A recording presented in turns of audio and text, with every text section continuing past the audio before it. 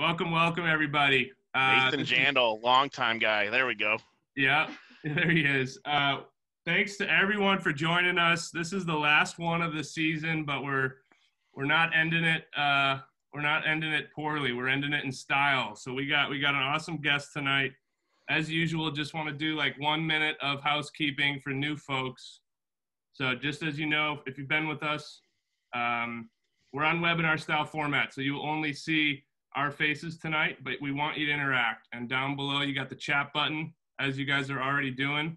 Only thing with that is make sure to click all panelists and attendees. That way everybody can see it. We can keep it going, keep it light all night long. And then Q&A on the right side. You got questions for Eli as we're going. That's where we're going to be able to track them and make sure we get through every single one of them.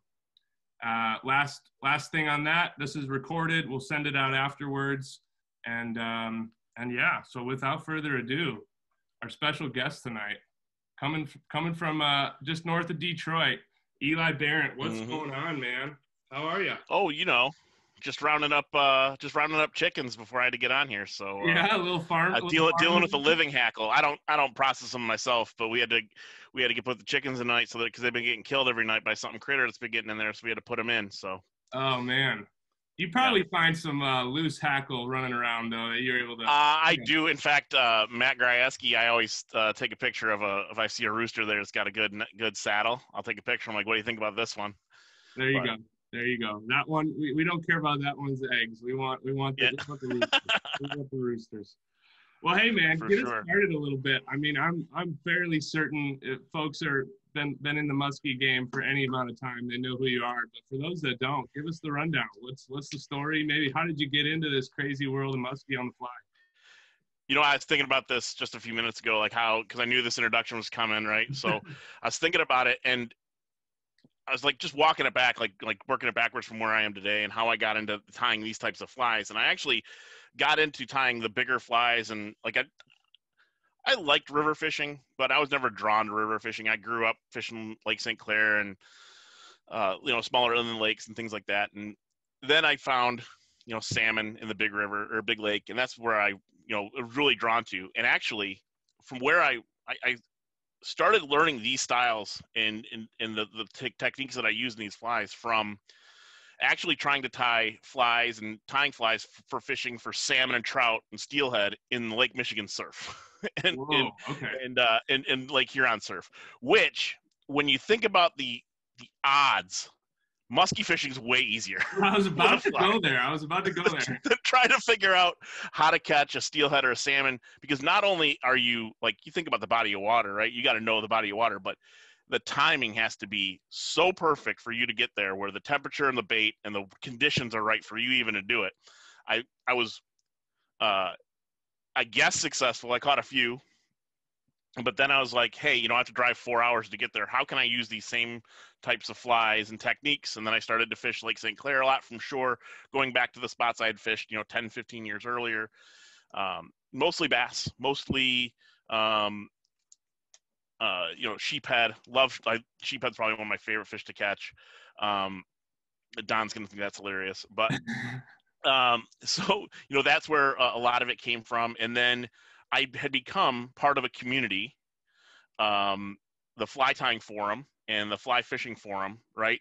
It was, if you look back on who is in that group, there was me, there was Matt Grajewski, Mike Schmidt was part of that group, and Rich Strolis was part of this little online tying community. And then from that, there's more. I'm just they're slipping in my mind right now that have come out of that group. It's crazy. And, we were encouraging each other and sharing stories and different things. This is like 2005, 2006. Me and Matt had kind of we really hadn't become friends yet. We were just kind of acquaintances on this site. And then, I started. What's that? I said internet strangers, but it was the future. Yeah, internet strangers, right? Yeah. So, and then he messaged me. He was like, hey, my brother is looking to do some fly fishing for musky. I think this is 2009. He's like, my brother's looking to get some, go fly fishing for musky, and can you hook him up with some flies? I'm like, sure. So I text Eric, and Eric and I kind of got back and forth, and he's like, okay. And I sent him the flies. He's like, oh, these look great. He's like, hey, but I don't have anybody to fish with. You want to fish with me? And so, like, I went out with Eric. We went out for the first time, like July 2009, and he didn't even know where to go. Like, he had bought a map off the internet of like of 50 spots of like this guy had moved off of Lake St. Clair, and he was selling these maps of like 100 spots in Lake St. Clair for muskie. Wow. And like, but it didn't really do anything. Like, it just was like an area, like, here, try this. But then you throw the fly fishing part on top of it, and it's, you don't do it. So we're out there. We don't know what we're doing. We don't even know each other, right? I met him at the ramp, and I look over, and he's casted this fly out that I gave him, and all of a sudden 43-inch muskie comes up, grabs it, and like, first trip out, we didn't know what we were doing. First 2 years, we whiffed on so many fish. We were thankful if we got like an 18-inch follow. It was crazy, but it was awesome to be there with Eric as he figured that lake out. Not only figuring the lake out, but also the fly game, and how much everything evolved, and the flies that evolved, and the stuff that I'm tying now. I mean, the Fusa, which is the single, which is kind of like the base template. That was like first, like, okay, this is a musky fly, right? This is like, everything else was bigger versions of like striper flies and things like that, bulkier versions of that. The Fusa was the first one. Okay, I think I got something here.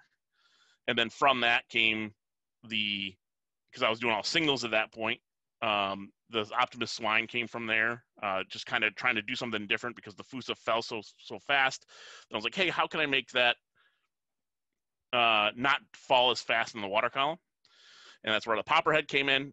I had no idea. Folks, we will get into that in a little bit more detail. For sure. So, I had no idea that when I put that popperhead in that body, now that I knew the concept, but I didn't know it worked with buoyancy, which we'll talk about.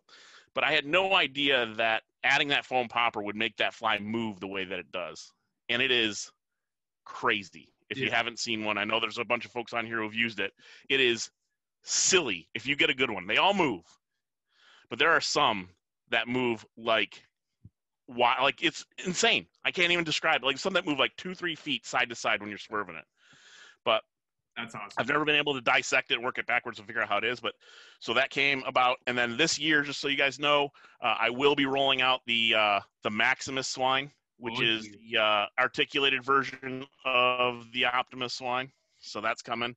I'll put that on the site here in the next couple months or so.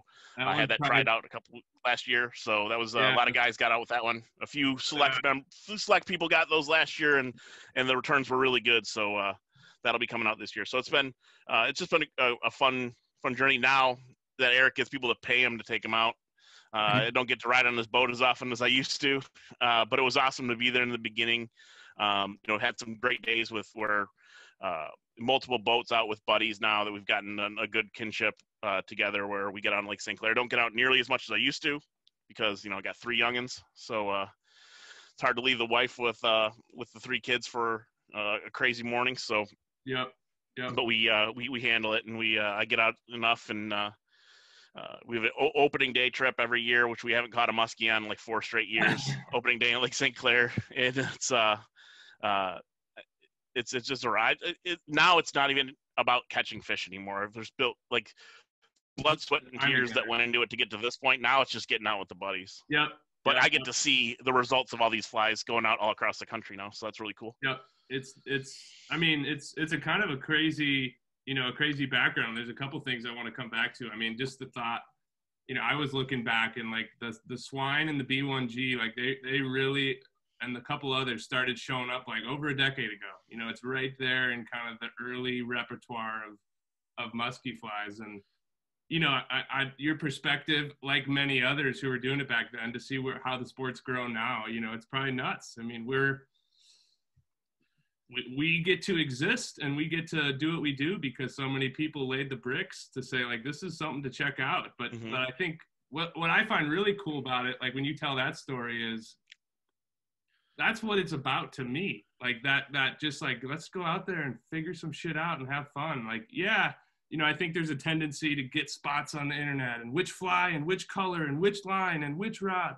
And that's all good because people want to learn. But the fun is when you just get out there and just kind of scrap it around, and then some crazy stuff happens. So that's pretty cool to hear from your perspective. Awesome. Yeah, it's the figuring it out is the best part. Yeah, it's the best part. So yeah. Well, and then I think what we get in fly fishing that I personally love is you get to figure it out on the water and at the vise. So like, talk to us a little bit more about either one of the patterns, but I think for sure get into a little bit about like, what were you going for with the Optimus Swine, especially the popper, and then what surprised you? Like, because I've heard stories that you had an intention and then you were also surprised. Yeah. So with the swine, and I think one of the things that surprises a lot of people, like at shows and stuff. Remember musky shows? I don't. And fly fishing shows. But one of the things that surprises a lot of people when they see me tie, number one, is that I tie backwards. That always breaks people's brains. But the other thing is that on all my patterns, I do not reverse tie bucktail.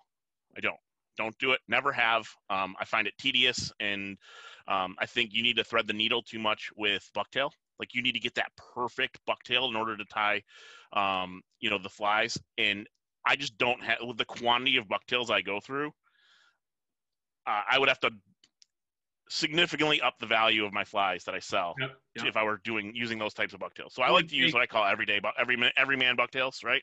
Yep. They're not shrimpy, but they, if I get a good bucktail that's 3.5 inches plus, that's a great bucktail to me. And so one of the things I wanted to do is, number one, have flies that I can use those types of bucktails on. And I didn't have to have the perfect bucktail all the time. Love that. So that's kind of goes into all the patterns I tie.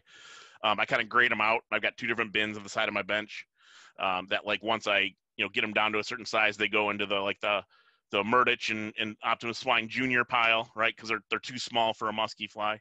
And I kind of grade them out that way. But like for the swine itself, when I was putting it together, if I have like a Fusa or a Optimus or a Fusa or a B1G, it's got that big head on the front. It's got the fur, the fin raccoon on the front, and it falls, straight down. And I was trying to get a fly that fell slower in the water column, so I added the Senyo laser dub head, right? And then I'm trying to figure out, okay, what else can I do?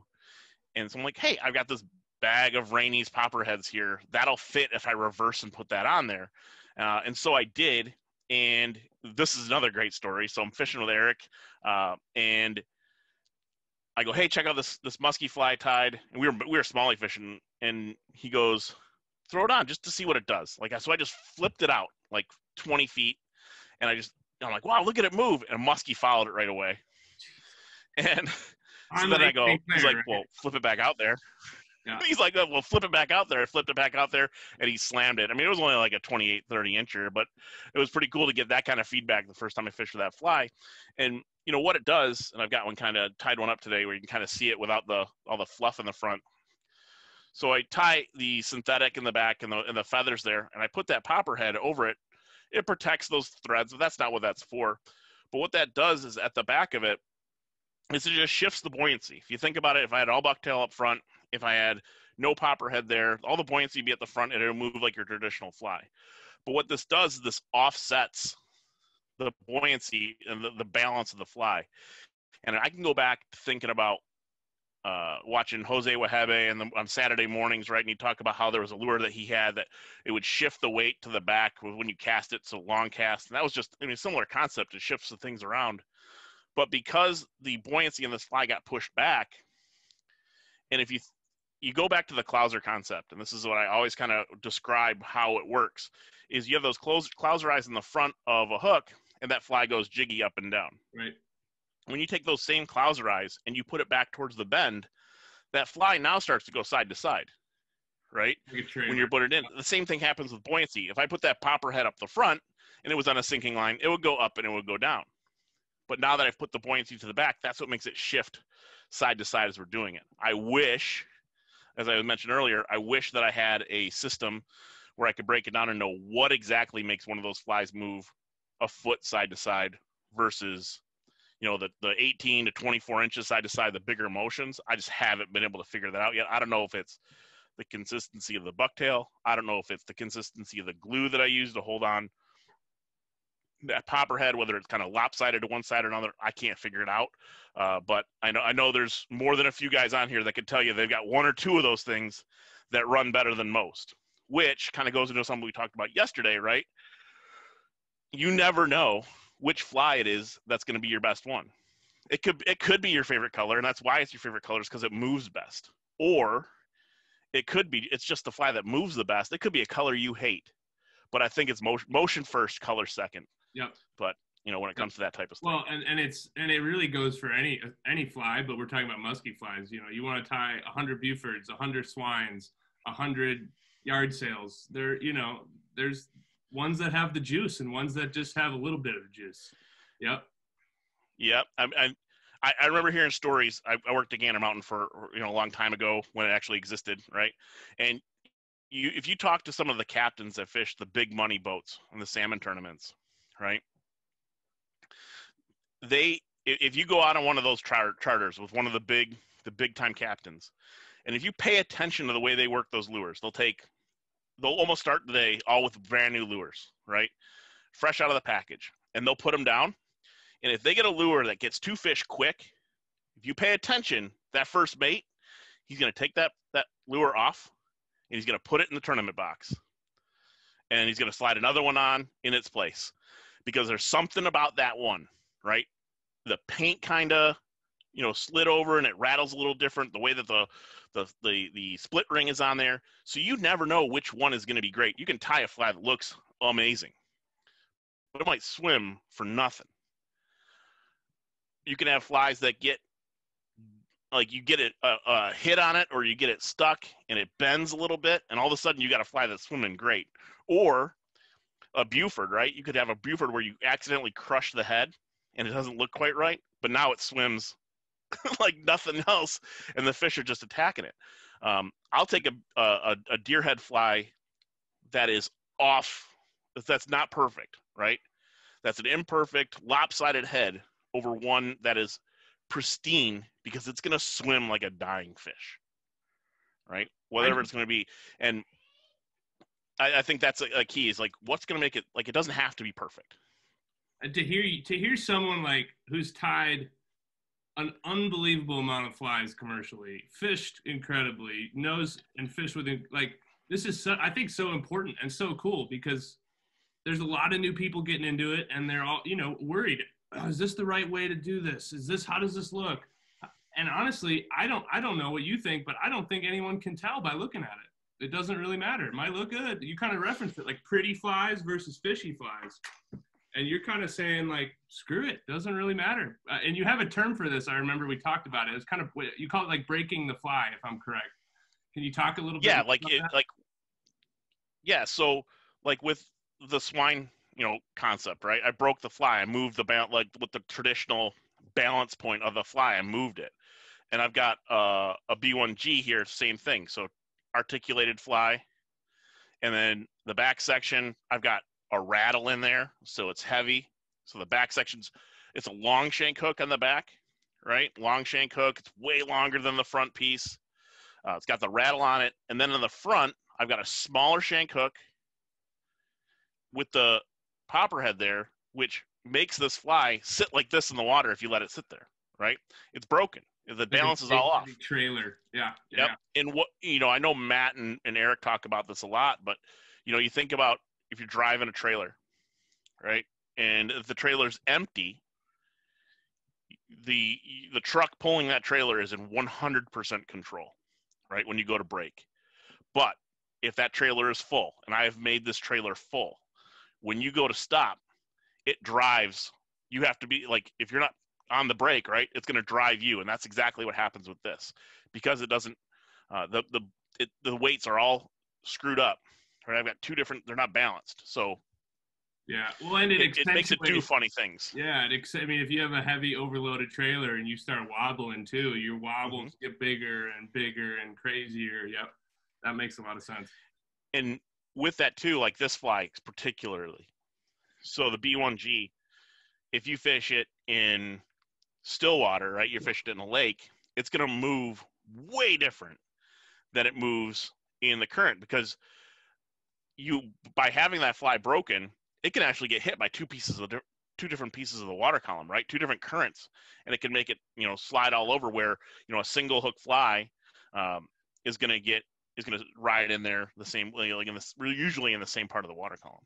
Yep, that makes sense. Do you have, I know a bunch of guys, professional guides are putting swines and fusas and B1Gs in rivers. Do you have different styles different techniques that you will do to achieve something in a river or lake? Or do you know it's I'll have some guys will ask specifically for the popper heads to be removed, because of actually usually more lakes, so they can get deeper. Yep. Or some rivers too, like some of the guys down south in Tennessee and North Carolina, they'll ask for the popper heads removed, because they've got those short windows to get that fly deep, because those rivers are channelized, like they're carved out of the mountains, so they're through that. On some of the not popperhead, but deerhead flies that I tie the one I call the chunkamunk. It's kind of like my take on the Buford. Yep. One of the things I've done for a few folks is, because especially late in the year, low water, getting hung up on the bottom when you got to fish slower can be an issue. And, I talked about the popper heads, and I use the popper heads, but another thing you can do is like this fettuccine foam. You can put this and just kind of mix it in your bucktail as you're tying in, and that can help keep your fly up off the bottom and keep it from getting hung up in the rocks. So I've been doing that for a few guys. They'll ask me for a few of those, just to, hey, what can we do about this? Because I love, like, it sucks. I get it, tying, paying $20 for a fly, and then to get hooked up on a rock, and the hook's all jacked up. Anything you can do to kind of keep it up off the bottom, we'll do that. So, whether it be adding a popper head or just adding a couple pieces of foam in there, just kind of keep it up off the bottom a little bit, can go a long way. Yep, that makes sense. Are you, when you talk about the foam, just to get it straight for people listening, you're talking about near the head of, not like throughout the body, or you're just? Oh, you could do throughout the body. Yep. If you think about it, just keep it up off the bottom. So you sprinkle in one or two pieces in the tail section, kind of tie it in and just fold it back. So kind of like I tie flash that way. Yep. I tie it in the middle and I pull it down the flanks. Do the same thing with the foam, in a couple spots as you're moving forward. And that will, help keep that fly up off any snags you may have in the bottom, especially late in the season when you're pulling slow and you're trying to keep that fly in the zone. That's a great little way to kind of do that with different flies. I love that. So you kind of hit on a couple there, and I know we had talked about you having a few, like the kind of anti-reverse tying, the popper head. Like, talk to us about a couple other things that, just from your perspective, are gonna, girls can incorporate into flies. Just because what I'm trying to get at, and I think you know this because we chatted before, but and there's nothing wrong. I love spinning bucktail personally. The big bucktail fly is great, but I think it's just like we get a little tunnel vision on that. At least I can. And it's like, what else is there? So talk to me a little bit about that. So when it comes to synthetics, there's a synthetic that I mix up myself. I ran into it as synthetic yak hair a long way back. And I have begun to procure it in its, because all synthetic fly fishing material is not intended for fly fishing. It's something somebody found somewhere and says, hey, I bet you the fly guys would like this. So I found what its real intention was, wig hair, right? And I have begun to procure it in large hanks, and I kind of split it up and I added my own flash to it. And that's what you'll see in the tail sections of my musky flies, right? Or if you look at like the bingo fly, the entire body is that. So that's a material that I've become, and it's very similar to like the slinky flash that Matt uses. But when it comes to the bigger, bulkier flies, it's just a little bit more sturdy, a little more stiff, so that you can get that longer profile with it than you can with like the flash and slinky product. So that's a great one. I like to add that because, number one, it makes casting that fly all day way easier, right? I do like in that chunkamunk fly that I use an old school pike and musky material that not a lot of people use in their flies anymore. I use Icelandic sheep in the tail, And where I brought that in was in the great hackle shortage of 2011, I think it was, right? So I was trying to find any way to incorporate some length with some movement in a fly. So I was like, okay, well, this material I have, I know people used to use this in pike flies a lot, and then it kind of got lost in the shuffle. And that's a great material to use. For a natural material, it doesn't hold any water, especially if as you're putting it together, you pull out the underfluff as you're tying it on. So that's a really cool material to use. It moves great. You can use that and intermix that in between your bucktail and kind of give yourself some length and some different movement in the fly. So that's a natural material you can do that with. I also like, the different brushes and mixing those in. Matt does a lot with the Senyo wraps, where he mixes those in between his bucktail. But that's another just great way to do it. Is like, it doesn't have to be bucktail on top of bucktail on top of bucktail. You're just mixing different things in and spacing it out. Like the way I tie the rattles in on like the Fusa and the B1G is I tie them on the shank. And what that does is it eats up space that I don't have to put any bucktail on, right? So that way it's just not one solid bucktail fly. And it's got some breakup a little bit, makes it a little bit easier to cast without having all that natural material soaking up water. And it just makes it different. Yeah, no, that makes sense. And that's what I was getting at. Like, I think hackle and bucktail, great materials. It's awesome, but it's like it's kind of like if all you fished with were double cowgirls. It's like there's tons of different options, and I think we're starting to really see that in its grand glory. Not just you, but everyone else is starting to kind of like, oh, wow, Eli's doing this and Matt's doing this. I can push it a little bit. There's no rule book. That's the thing. There's no rule book. I'm real surprised there hasn't been a bigger push on some sort of synthetic to replace the hackle. With the grizzly marks and such. Like, I think had that hackle shortage issue gone on a little bit longer, I think we really would have saw some more creative things happen.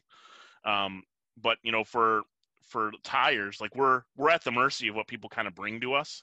We don't really, like, unless you're out and about, you're not really going to find a lot of different things that'll work. So we are at the mercy of them finding of materials being presented to you, and then you kind of do something with them.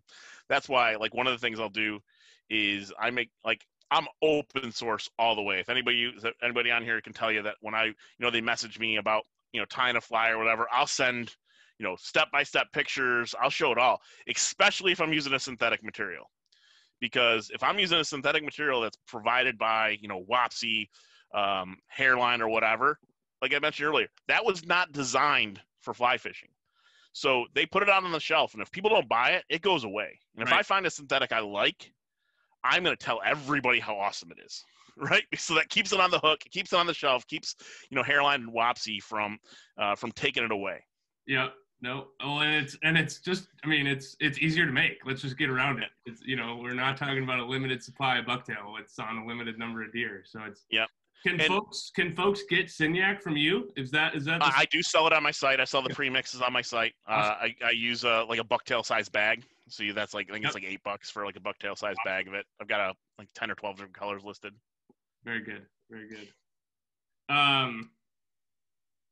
What else was I going to ask you? Oh, so we didn't talk about this earlier, but I've heard some stories of people kind of awestruck, and they might be full of shit, but they were like, whenever I said, oh, we're getting, we're having Eli on, and he's going to tie some flies for us, which, by the way, folks, we're going to get a few of these from Eli. They'll be here in May, just in time for the big old dance.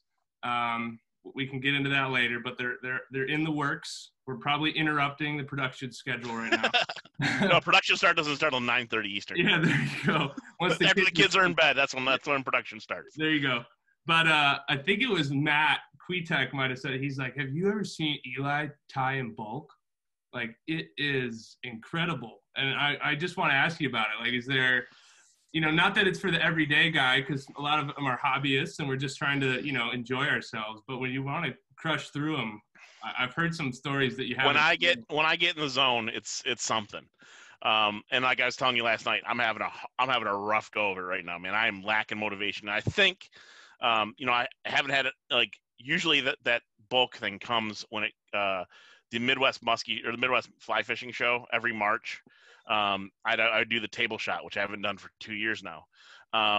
And this table shot, we have this 6 foot by 6 foot table just flies just like buried, and that's pretty cool. I've one of the guys out here, Don, we would do tying nights at his house, and just a bunch of guys get together tying whatever, and I'll be prepping for a show, and we got the NCAA tournament on. Everybody's drinking beer, chatting, whatever, and I'm just in the corner. My Vice is just smoking as I'm talking, conversation, just boom, boom, boom, boom, boom, boom. Either setting up tails or setting up back sections for a swine or whatever. And then at the end of the night, we're all cleaning up, and they'll see this pile of bugs, and they're like, "Did you tie that tonight?" I'm like, "Yeah." The whole time while we were talking, I was just hammered away, and like I can get zoned in if I got that target. I can. It's there. I just you got to dig it up. Do you get like a pit crew that comes in and swaps your bobbin for you? And I go through some bobbins, and the bobbin I love too. They discontinued it, so I've got to buy them hot off eBay. So I've got an alert on my phone, and if a Griffin midge bobbin, ceramic bobbin goes up on eBay, I get an alert on my phone and I buy it immediately. Oh, that's awesome. The Dr. Slick ceramic bobbin, the 3-inch version is good. But the Griffin one is about a 1/4 inch shorter, and I like them really small, the short bobbins, because the way that I crank down, and like my hand gets in there. Like I don't have a lot of thread up there. Like people watch me at the shows and stuff, and they're like, it's like I'm a surgeon just going crazy. So I love it, dude. I love it. Yeah, the bobbin, they don't make a lot of them, where I think they field tested them on musky guys. Because I've had some bobbin explosions, and those are no fun. Not only does it piss you off because your fly is like shitty now, or you gotta like restock, but it just right in your face sometimes. More often than not, it's the weld that holds the tube and the spool holder together that busts on me. I've actually broken a few of the ceramic inserts too. So, yeah, I've had good luck with that new one, or it's not new, but Wright makes this half hitch mag, and it's like beefy. And I'm, knock on wood, I'm going on 6 months, one bobbin, and that would be like unheard of territory for me. So we'll see. We'll see if it it's not very comfortable though, but it stays together. When I did a couple classes at Schultz, a couple guys that see me with the shorter bobbins, and they're like, "Is that like you use those on purpose?" I'm like, "Yeah." I'm like, "Try one." I'm like, "Go buy one." I'm like, "If you don't like it, I'll buy it off you." And like, they come back and they said, "You don't need to buy this from me." Like that. So that shorter bobbin, if you're really starting to want to get some torque, try with like a midge style bobbin, a 3-inch bobbin, and you'll be able to get that torque down. I also like, as much of a pain in the ass as it is you talked about the thread breaking or whatever, and you're starting to come unraveled. I love Ultra Thread. Ultra Thread's my go-to. Ultra Thread 280 is what I tie all my big stuff with. And what I like about that is it's got a little bit of stretch, and it's waxy. So when you are pulling down with a lot of torque and it snaps, it grabs, right? Because it's got that elastic. You stretched it out, and then the wax holds it together, so it kind of Velcros itself together, so you don't get a lot of rework that you need to go back and do if you do get a snap or something happens. The only problem with the Thread 280, and I don't know how this is a problem, it's the big loops. You get those big loops, and you'll be tying, all of a sudden you look at the back of your bobbin, and you got a big rat's nest there. You got to undo, and it's worse in the 280 than it is in any of the other iterations of it. So that's better than the. I love the GSP. It's not any secret. It's a popular one, but I swear can't tie with it. It pisses me off because sometimes I'll get those pieces or those thread spools, and they like weren't manufactured right, so they won't slide in. And then you're just like, what do I do with this? I gotta figure out. Yeah. Anyway, I can't do GSP because it doesn't have any stretch, so I don't even deal with it. Yep. Like, no, it definitely doesn't. Like I said, my bobbins are breaking before my threads are breaking, but that's for sure. That's the way I like to roll. We got a question for you though, and I think we'll go a little deeper into materials for a minute here. From Nathan. Nathan's from Madison. What's up, dude? Still have a couple of Eli's older flies where he was using rattle harnesses. Has he noticed much of an action difference in his patterns by tying on the shank with the, I assume, glass or plastic rattle now? Yeah, well, it depends. All depends on the fly because I still tie it. I tie it with both ways. So I knew this question was coming on how to attach rattles. So one of the things that I do is like on the swine, I use those harnesses and I tie it off the back, right? So that's where my rattle goes on a swine. And on a like a B1G or a Fusa, it's in the middle of the shank. Yep. Right. So it all depends on the fly and where it goes. Like this is a bigger fly, like I mentioned earlier about hiding that rattle somewhere in there, and like it helps me eat up space, makes the fly move a little bit different. All I want on this fly, the B1G, is I want that weight on the back hook somewhere. So this does two things for me. One, it helps me not use so much bucktail, right, because it's in the middle of the fly, and it adds that weight to that back hook. Where on a swine, that I only have the one hook, and I don't want to eat up the space on there because I've got that popper head. So that's where it goes there. So, and then like on I think I did tie a hook for a bingo too. And then like on a bingo, I tie it a little bit different. I tie it with right on the hook, and then I use your UV glue of choice to secure it on there so it doesn't get bit off. And on the bingo too, different type of thread. I use mono thread for those. Yep. Which is interesting interesting product to use as well. Yeah, I've started playing around with it. I think I heard Gunner was talking about it, and I was like, how you can kind of plastic weld things. I don't know if you've messed around with that with the CA Plus, but I started doing that with the rattles as well, and it definitely, you can really try and jam it around, and it gets stuff pretty tight. But talk a little bit more about the rattles, because I find like we've had a year number 7, I believe. We've had a bunch of other awesome tires, and there's lots more out there, but you and Matt, I don't know if it's my perspective, but like you and Matt, kind of the same area, fishing similar lakes, and really love rattles, and we don't see it in a lot of the other production flies. And I just kind of begs the question, like, is it lakes? Is it just coincidence, or should rattles be in all flies if you can get it in? Like, what's your take? Rattles do a few different things. First and foremost, it makes noise. At worst, it does nothing for you, right, noise-wise, because a rattle in a musky fly is not going to turn a fish away, right? Our presentations are like tens to hundreds times quieter than any gear bait, right? That's out there. So that's one way to go too. And then that's the same question that Matt had last time. Yeah, it's the same guy. About the Wiley Ganger Superior. Okay. Yeah, he just had to change his name, I think, to remain anonymous. What's up, Aaron? So, so so we take that out of it, right? The rattle itself, the noise, at a minimum, it does nothing for you from that perspective. Now it's about weight placement, right? Breaking the fly. It's something you can add to a fly that will not be a detriment to your fly, right? It's not going to scare a fish away. So now you're playing with, where do I put this weight that's going to help me make this fly move? And I've got them all over the place, right? So I've got the one off the tail. I've got it built into the back section of the B1G. I showed you the hook for the bingo where I've got it hanging, like secured, but hanging off the back of it. There's a few smaller flies that I tie where I put it on the front hook, right? A little glass rattle on the front hook. Again, just helps break it and make it do all the different. So those are all the things that you need to think about. That the rattle, if you think a rattle is all about noise, you're only seeing 10 to 15% of it. The things that you can do about that can move things around are huge. So I think it's just a way for you to, unbalance a fly, make it swim a certain way, things like that. Yep.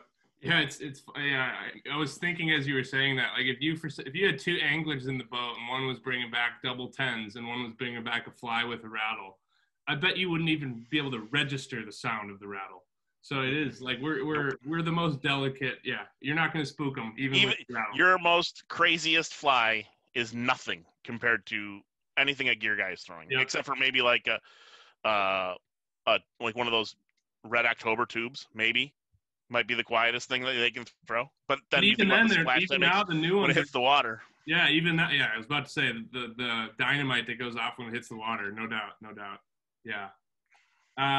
Keep the questions coming, guys. We got about 20 minutes of Eli's time left. I know there are good questions out there. So keep firing. But I guess kind of talk a little bit about like where I guess let me frame it like this. You've got these iconic patterns, and I'll be the one to say that. I don't know if you agree or disagree. From my perspective, it's like I have imposter syndrome, so yeah, like I don't think of them that way. That's a healthy thing. I'm like I guess they're okay. Like people keep asking me for them, so I guess they must be working. But I have imposter syndrome. Well, I think I suck all the time. They keep ending up in fish's mouths. So at the end of the day, that's all that matters. But and what I mean is those have been around for a while in a good way. Like they've kind of held the test of time, and new stuff comes out and new stuff goes away, but it's still Swines and Fusas and B1Gs right up there with Bufords and yard sales and you name it. What do you like other than the Maximus Swine? What do you do like when you sit down and tie for yourself, or what's like the future? Are you messing around with stuff, secrets that you might be able to share with folks? I don't want to put you on the spot. I wish. See, the problem is like the flies that you all mentioned have kept me so busy that I don't have time to create any new stuff. So, there's certain things. It took me a while to get that Maximus Swine right. So I was like, I wanted to make sure I wasn't just going to roll out an extended, bigger version of that fly just because, right? I needed to make sure that it swam right. It doesn't swim the same as a B1 or as a B1G or a Optimus Swine. It's a little bit different. It's kind of like a combination of the two, really. So, I wasn't just gonna like I had to get the balance right and like, okay, where do I keep the popper head in the same spot as the swine? Do I move it to the spot in the B1G? Like, how do you do that? And I haven't had that much like I've tied too many flies. Like last year was the first year I counted every fly that came out. I was about to ask about this. You had a counter going for a little bit, and then all of a sudden it stopped, and I wondered if it was just like the number became not a fun number to look at or something like that. I don't know. Well, last year was the first year, and I gotta say, I counted everyone that came off my bike. So that was flies that came in for Great Lakes Fly, flies for myself, flies for my kids, flies for buddies, things like that. And so last year I tied, I think it was 1151 was what I came in at for the year. And I can tell you right now, I did not tie as many flies last year as I did in the years previous. Season, right. Yep. So they canceled the Midwest show when I was about to sit down and crank out probably 200 flies in like 4 days, like swine, like Murdiches and stuff. So I take the 2 days off before that show and I just tie Murdiches, right? So I just fill boxes for them, and so that number probably would have been a lot higher. Volume was down as far as people ordering because some people. The pandemic hit them a little different in the way they handle their fishing seasons and stuff. Some people fished more, some people fished way less. So it kind of threw those things around a little bit. Some people probably got into tying too. We saw. Yep, that. Exactly. They had the time, they had the resources to do that. So, so last year I tied 1151. I was bummed I didn't get 100 flies a month. I can tell you right now, I am well off that pace right now. So I'm going to try and get to that same spot. Get over 1,000. I'll get over 1,000 this year for sure. But so that's one thing. It keeps me from really diving in and exploring new stuff. I'll play around with a few things. I did come up with last year. I've picked up smallie fishing in rivers, which was something that's new to me because I found a spot that's within an hour's drive from here. Yep. And so I found a fly last year. I developed a craw pattern last year that was different. Like, it's not a musky fly, but it stands straight up like a Ned rig. So for the gear guys, it's pretty sweet. So that made me happy tinkering around with that. But as far as the musky stuff goes, I just don't have time I haven't had time. I'd love to do it. And there's some new materials I see that kind of, pique my interest. Like I had I don't even call it a flirtation, but I kind of looked at it a little bit, those the twister tail things and things like that. I've heard such mixed reviews Like over how those things work for muskies. The Cohen stuff or the The Pacarici Cohen's stuff? ones or that Periici's, or Yeah, I don't even know how to say it. yeah. I've The seen both of Italian those. And shit. the Italian guys, yeah. And I'm kind of like, oh, those look cool, but then like, if you want to fish gear. You know, I'm not a purist. I'll never sell. Like I've dropped purity on everything, right? Like once you know, it just causes too much friction. So I've gotten to the point in my life where I want less friction, not more. I don't have time for that kind of bullshit. Yeah, Fighting over all different kinds of stuff. Purity. I think purity in musky fishing is just a hypocritical paradox. Like we're catch and release. We're playing with our food. We got to remember that. Like yeah, I hear you 100%. Yeah, as long as it's legal, go get them however the hell you want. Yep. If it's legal, I'm not going to say, say a thing about it, man. Yeah. I'll tell you one thing too. One thing I've learned, and I grew up. I didn't start fly fishing until I was about 15, and then probably by the age of 20, I'd become like an exclusive fly fisherman, and I probably went exclusive fly fishing for about 10 years. The only time I would do gear fishing would be if I was fishing the piers for salmon, Lake Michigan, and then starting to get kids fishing, and fly fishing's real easy when they're like 3 or 4 and you can just entertain them with bluegills, right? And all you gotta do is drop the bluegill in front and get it. But once they get to like 5, 6, 7, 8 and they want to catch real fish, the fly game, like they can't cast yet, you got to go back to gear. And I'll tell you one thing, being exclusively a fly fisherman has made me a worse fisherman. Because I don't know how to do, like, learning gear again with my kids and stuff. I suck. I'm terrible. And it's stuff that I lost. And if you got to keep that mix to keep yourself kind of dialed in. So that's one of the things too is. Well, it's a two-way street too. It probably inspires a new fly pattern. There was a fish there, or they weren't eating and now. Yep. Absolutely. Like, so that's kind of where that Ned rig thing came from, right? So I've started to play around with the Ned rig a little bit with my kids, and I'm like, wow, this thing works really great. Like, it's almost like, this is silly. This is banjo minnow good at times, right? And so I'm like, well, there's got to be a way I can make a fly with it. So I've messed with the buoyancy, weight on one side, buoyancy on the other, and I can make that fly stand straight up and down like a Ned rig. So yes, that's an example of that creativity. Is like, you got to, like, you can't, if you're too pure, you're missing out on too much. Yeah.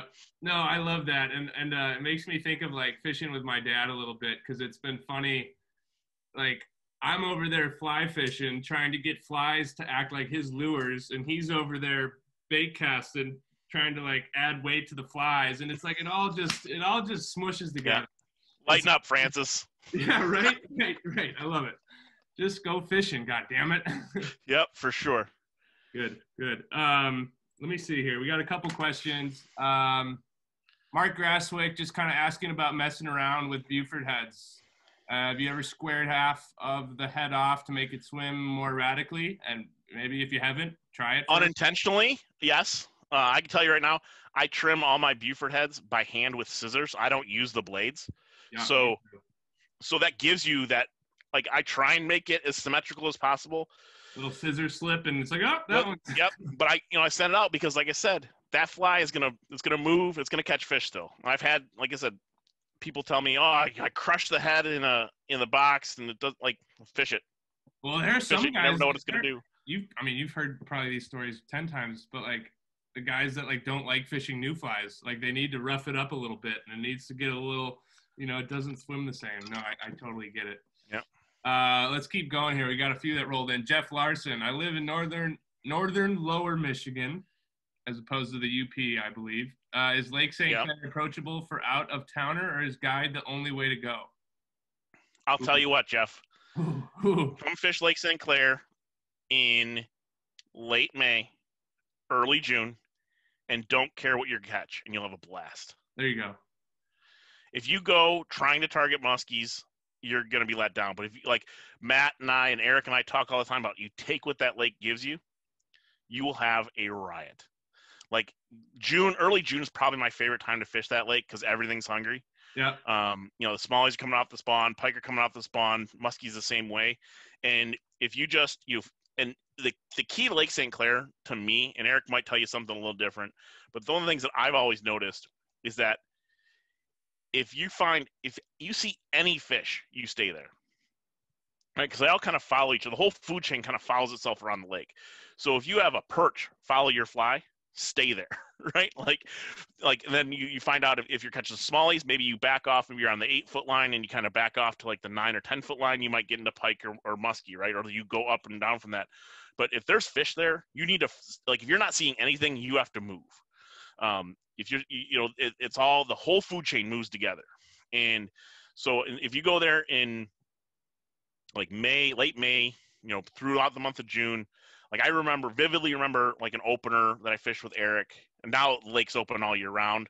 But previously it had a hard opener on the first Saturday of June. I remember specifically one day where we caught, 40 smallies. We had the smallie sticks, and if we started seeing smallies, we'd fish merches. Yeah. And you catch smallies, we probably caught, 35, 40, Lake St.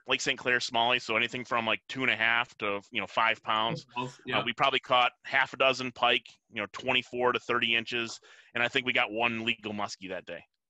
And if you were going for muskies, you'd have never probably seen all those fish or caught them all. We might not even caught that muskie. Right. Yeah. So if you take what the lake's giving you and you just go there to fish, right? To fish predators, fish bass, pike, and just keep switching things up, you'll have an absolute riot. Yep. And I'll second that. Well, first I'll say, and also go check out Eric, because the guy knows how to freaking fish. Check him out on Instagram. Book a trip with him. I've only heard amazing things. And you've obviously been on the boat and kind of cut your teeth with him. But regarding the point you're saying, like, it's not rocket science in spring. Even if your goal is to catch a muskie, I've had many years of being frustrated in spring because I wasn't catching a muskie, and then I come in and the fucking guy walleye fishing with a little minnow was like, "Whoa, we caught 2 today," and I'm like, "Wow, I gotta throw muskie flies." And it's like it wasn't until I started kind of doing this generalist throw something every fish would eat and just still fish muskie spots and do that, like it started to increase. And then also, you get some pike and some smallies and maybe a walleye. Like that's fish in early season.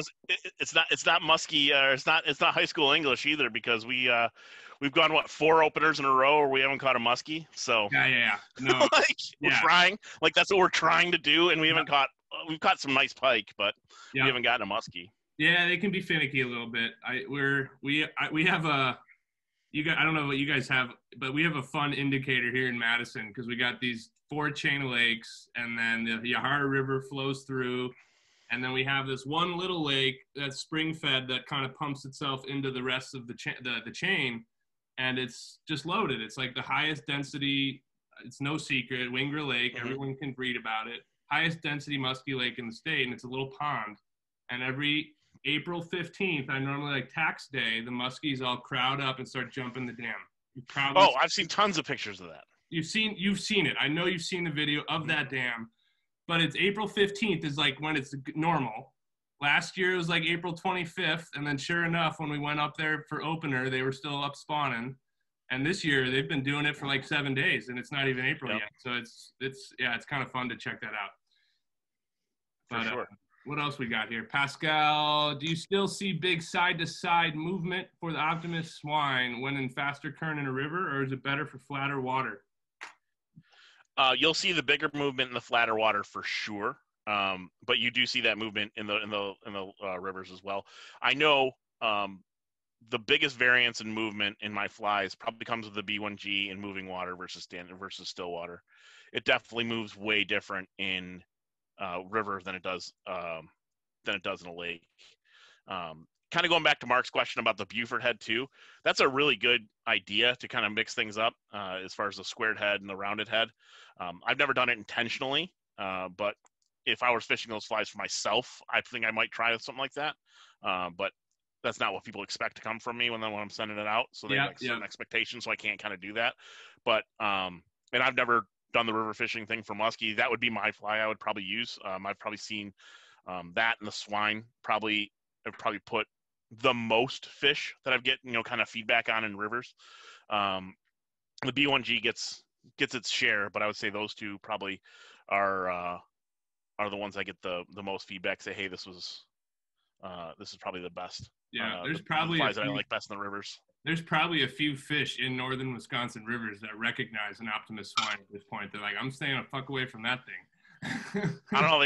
They still bite that pink lemonade, man. Yeah, oh, yeah, I love it. Yeah, it's so every year, Schultz has a group that goes up and fishes with Willen and stuff, and it's I'm going to do something. I'm going to fish something different. No, every year it's either the Willen's Villain or the pink lemonade that does it. Pink lemonade's done it year over year. And a funny story about the pink lemonade is when I sent that up there with a couple guys to fish with Willen, he texted me. He's like, "What is this garbage you have people like this color garbage? Like, why are you sending people up here with this color?" I'm like, "I've gotten good Wisconsin feedback. Put it on the line, damn it. From not you, and that say this color works great up there." And now he gets those from me as well. Yeah, I was about to ask how long did it take him to like, hey, could you send me a few of those back? Yeah, I love it. That's awesome. What else do we got? I think we're probably up at time, folks. But if you have, let me see. I gotta scroll sometimes. Nothing else in the chat. I don't have a hard stop, so don't try and rush them out the door for me. Oh, okay. If we can go a little bit, that'd be great. Yeah. I guess just talk a little bit. I know. Well, I'll say this because we kept it pretty high level. I know there is at least a blog article by Frankenfly that's got a lot more detail on your flies. Like you said, open source. There's a video. Oh, it's awesome. A funny video Schultz put out with the whole background music of you tying a swine. So if folks haven't seen that. Yeah, that was awesome. I love that one. I love that. It's not your average, Orvis fly tying video. It's got a little kick to it. But, yeah, go check that out. But a little bit of, and I know you guys are usually fishing Lake St. Clair, but what are you pairing up with this? Like, we'll just talk about single swines and B1Gs, like 10 weights, sinking line. And I know, like, you can do whatever you want, but what do you like to do with it? In terms of how you're kind of rigging it. So I get that question a lot. Say, hey, I want to get into, musky fishing. What should I use? And if you're going to use my singles, like if you're going to use the B1, the Fusa or the swines, I think you could throw them on a 9, no problem, with like a 300 or 350. I like the Rio Striper Line. I think that's probably the best big fly line. What I like about that one especially for fishing a big body like Lake St. Clair, is the running line's a little heavier. It's not as thin a diameter, so it doesn't get blown around the boat deck as much. Like sitting on Eric's boat on the big open deck, yep. The wind comes across and it can toss that stuff around. Like the Outbound has a thinner diameter running line. It's awesome if there's no wind or if you can protect it, but I like that striper line the best. I think it's the 30 DC. I think they call it now. They've kind of changed the name over the last 15 years or so. If you're going to go B1G, a solid 10 or an 11, I use that the Redington Musky, the Predator yep. Musky. Yep. I use the Musky, and that throws those the B1G and now the Maximus Swine. That throws that really well. So you don't need to go over that. Like you don't need a 12 to throw these flies. I build them that way on purpose. I haven't found, I'm not to say that it can't be done, but I haven't found a way to make the flies that I tie swim really good and when you get them over about 12 inches. I know there's flies out there that are much larger, but to me, the flies that I tie if somebody tells me to blow them up, they just don't swim right. And that, I think that's the most important thing. I think 10 to 12 inches of a B1G moving around, that should be plenty, 90 to 95% of your musky situations, with the exception of your extreme late season. Yep.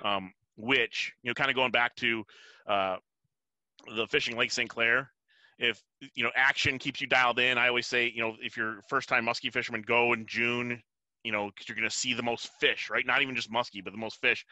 But you go to like end of November into December, like you can go a whole day without seeing anything. It is mentally taxing. At least you get some feedback from something in the warmer months. But man, like you're throwing those big flies, the weather sucks, and then you don't see a thing. Yeah. Like, or you could have a great day. Like, but Yeah. it can be, so mentally taxing on you. I think the good news, most of the folks that join us, at least, they're all lunatics. We're all crazy people. We all like pain. So like that sounds awesome, because I know on the other end of that is probably one of the biggest fish you've ever going to see. Based on what Eric and Matt were getting into over the winter. So that sounds like I said, I backed into musky surf fishing for steelhead and brown trout and salmon. That was, drive 3 hours, get to the water, and there's nothing. Like, why even throw a fly? Like, yeah, for sure. Yeah, no doubt. Let me see if we got anything else here. Oh, we got a couple more. We got a question from Jacob. All black on St. Clair. I don't know if all black's bad anywhere, but what do you think? I don't think that's a bad way to go. I think, the black is a great color. I know black and red people say is fantastic on certain parts of Lake St. Clair. I don't think color's all that important, except when you go to except when black's in the conversation, right? So, John, that black perch I think is an outstanding flavor. It's all black with some gold and black flash in it with the belly. Matt's tying a wicked version of that right now. He's fallen in love with those paint pens. He's making those really good, really cool versions of that. But that's a cool one.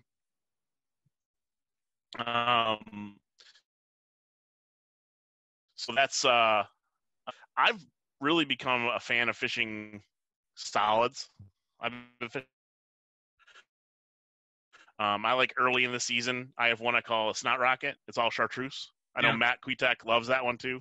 The snot rocket and the banana, all yellow and all white with red flash. I think those have done really good in the early season. And what I like about those two is they keep you in focally engaged because you can see them from a long way out. Right? Like that solid color, like it's sunny out, you can see it from a long ways. And then another one too is like Lake St. Clair. There's no structure in Lake St. Clair, right? The structure you're fishing is actually watercolor, right? So you fish like color lines and things like that. So you're looking for a certain color, maybe some weeds. Are you exaggerating? Like no weed lines or nothing really? There's weed lines, but there's weed lines everywhere. Like it's like there's no breaks. It's a big dish, right? Like a big like pasta dish. And so a lot of times what you're fishing is color lines. You're looking for good color of water more than anything. And there's a color of water on Lake St. Clair.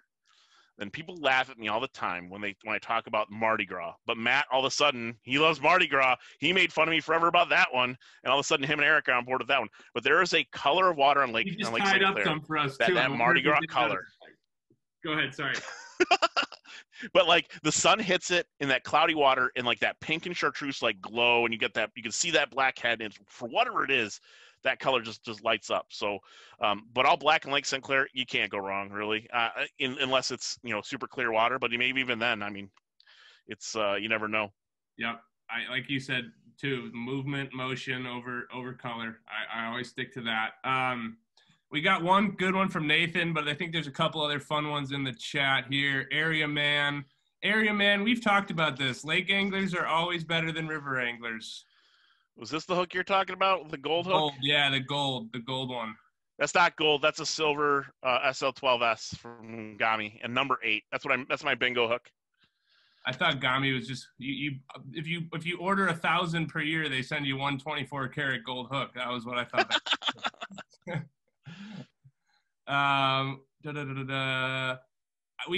Rainy popperheads. You tell me. I've tied some swines that I think swim okay with the double barrel meaty, as long as they're the small ones. It's foam and it looks the same. I haven't played with those other ones, so I don't really know. But like I use like because you just got this little divot in the top. Yep. But it's like the same.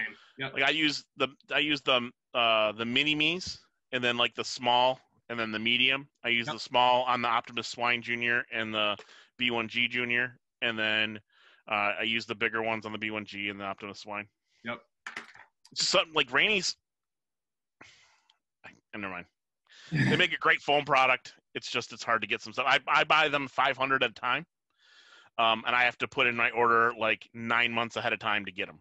Yeah. Like I go to the shop. I say, hey, can you get these from Rainey's for me? I need 200 smalls and 300 mediums, and then like I gotta like project out what I'm gonna need like a year from now because it takes me so long to get them. Yep. Last one, and then I'll wrap it up and give you a little time to plug. But I think this is a good question to end on. What do you think are some of the more exciting evolutions in tying these days? Like what do you see and you're like, oh shit, that's cool. Those guys are. I was talking to Willen. Willen's been doing his junctions with instead of wire, he's been doing with a shank, which I think could be fun to kind of add more tying space to it, as well as could be another place to put that popper head. So that's something I'm kind of toying with. I've been looking at getting a shank machine things, the rigs. Yep. So that's one of the things I think, but just kind of looking everywhere for ideas, like looking at gear. If you can't stay too focused on just the fly stuff.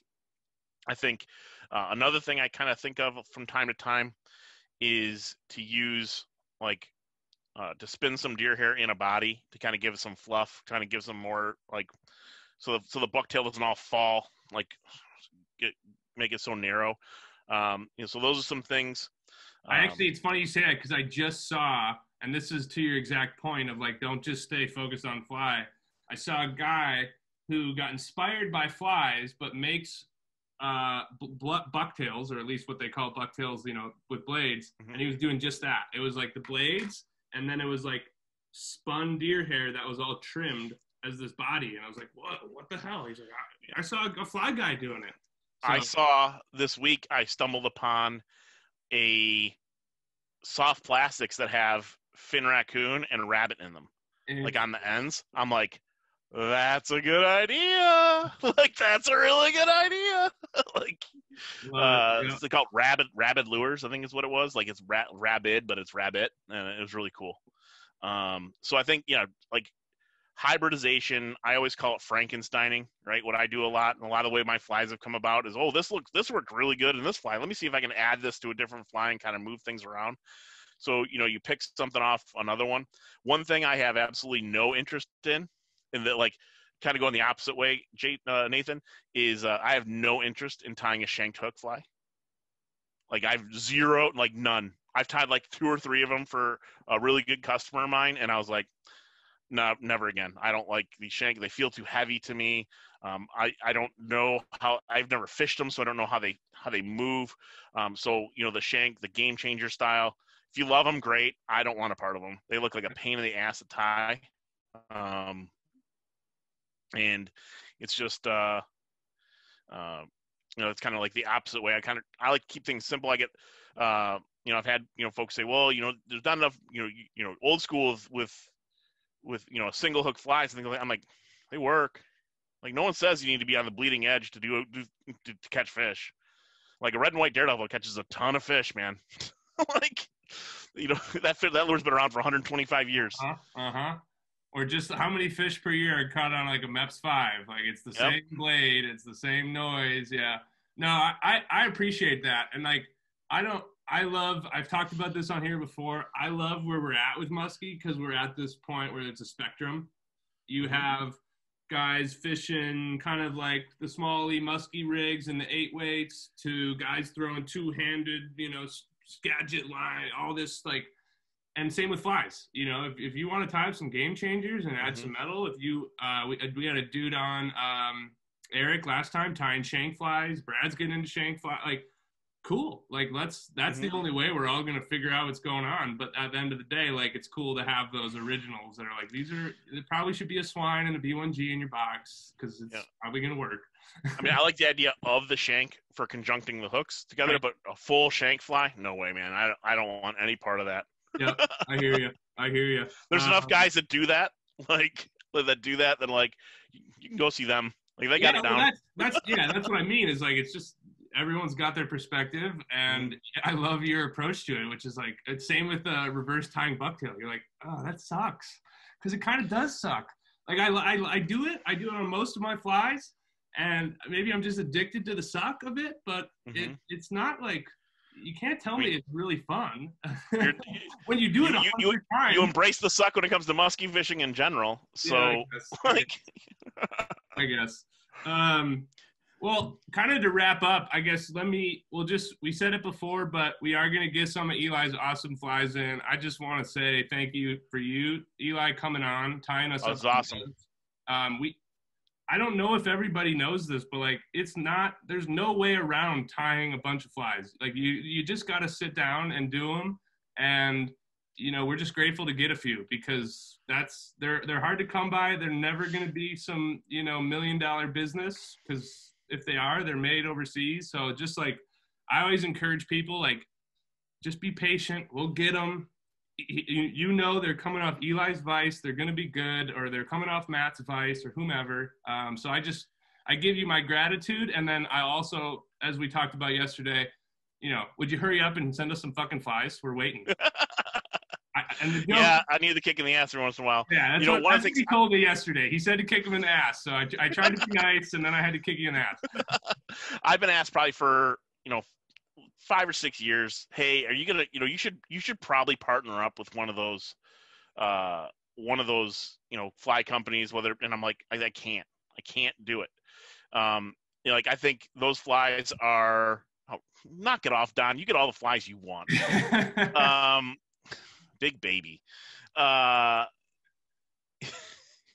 I think, a big thing that's really important about all the guys that you've had on, and all the guys that do this type of thing, like, one thing that's really important that I think why those flies fish so well is they have a fisherman's soul in them, right? A fisherman made those flies. Not so much, somebody who, just tied as many as they could that day, but a fisherman made those flies. And I think that's a key thing of all the folks that are those custom niche tires. And I mean, that's why this space exists. You said it yourself. Like, it's a small little niche. The big boys won't get involved in it, right?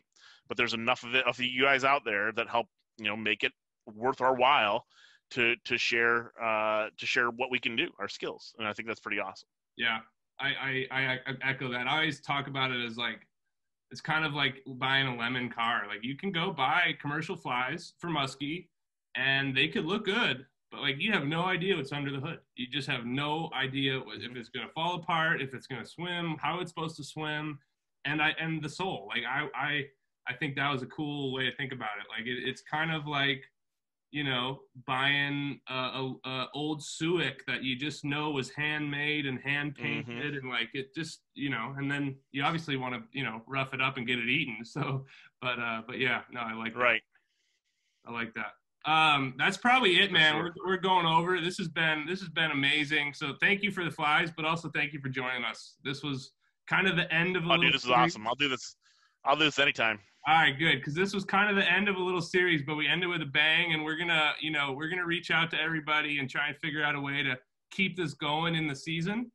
Obviously, that's tough because we should all want to be out fishing as much as we can, and hopefully, there's a way to even get in person, maybe at a show or when the world comes back online. So we greatly appreciate it, Eli. We're gonna keep it rolling. Any last plugs on your end? Obviously, check out Great Lake Flies, but anything else you want to plug or give a shout out to? I don't know. Like, I just, I appreciate, I've built a good network of buddies, through this, Matt, Eric, they kind of all have that little hand in the business. Matt Stockton, the little guys that have built those niches and the shows and stuff like that. I got the Stockton mug, the bluegill, so just, support us, man. Like, we're just like you. We just have a little bit, we've just got some stuff we want to share. We've got, I use what's really cool. Like, so I use Regal Vice. I've been on their pro staff, but what I think is really cool is, like, we think like that Regal's this huge company, and in fly fishing it is, but fly fishing is this little speck in this corner of this huge world, right? It's this little world. And then, like, you meet Don Barnes, the owner of Regal, and he's just this regular guy with this thick Boston accent. And you're like, if you call him right now, I got his cell phone number. I call him and talk to him, like, yeah. If you call Regal's customer service number right now, well, they're closed, but tomorrow, the girl that's going to pick up the phone is his daughter.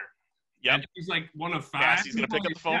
Yeah, like that's, you know, you're absolutely right about that. And that's, as a business guy in my former life, like there's a blessing and a curse to that, which makes it difficult to make a living off of it, but it's also what's so special about it. And you know, same thing with like awesome people. So support them. Most of these companies are guys that just love doing it, right? They love doing it. That's why they're in it, right? Like, so the companies that you support, you know, whether it be someone like myself or Matt Stockton or Regal Vice or, you know, even some of the rod companies, are, you know, there's not that many people that are in that company. You know, the real companies too. I mean, you go back like 20, 25 years ago, all the real companies were like a guy that owned a CNC shop, right? We had one here in Metro Detroit, Harris Reels. They were absolutely bulletproof. They were awesome. Knew the owner. I could run down to his shop, talk to him and stuff. And like, it was just this guy who like thought it'd be cool to make a fly reel.